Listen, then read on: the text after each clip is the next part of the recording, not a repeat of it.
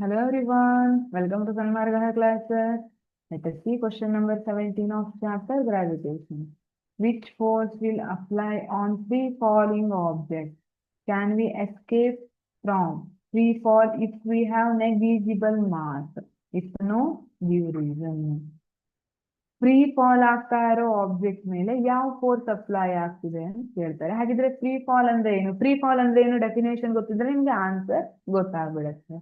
Free falling is nothing but when an object falls towards earth under gravitational force, ಅವಾಗ ನಾವೇನಂತ ಕರಿತೀವಿ? Free falling ಅಂತ ಕರಿತೀವಿ.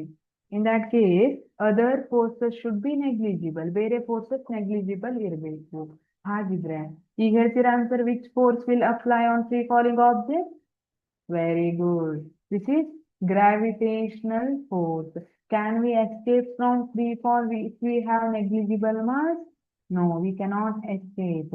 If no, give reason. ಹಾಗಿದ್ರೆ no ಅಂದ್ರೆ ರೀಸನ್ ಅನ್ನ ಕೊಡಬೇಕು. Reason: gravitational acceleration is independent of mass. Gravitational acceleration ಏನಿರುತ್ತೆ, it is independent of mass.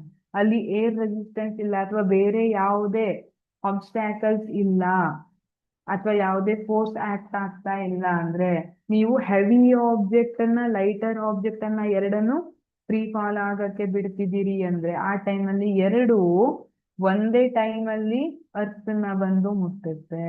Gravitational acceleration is independent of mass. ಅದು ಮಾಸ್ ಮೇಲೆ ಡಿಪೆಂಡ್ ಆಗಿರೋದೇ ಇಲ್ಲ.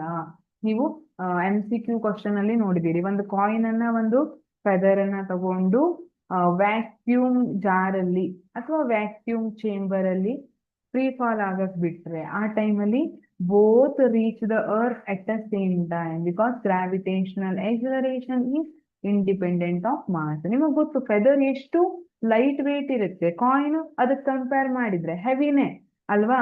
ಆದ್ರೂ ಫೆದರ್ ಮತ್ತೆ ಕಾಯಿನ್ ಎರಡು ಎಟ್ ಅ ಟೈಮ್ ಬಂದು ಬೀಳುತ್ತೆ. Thank you.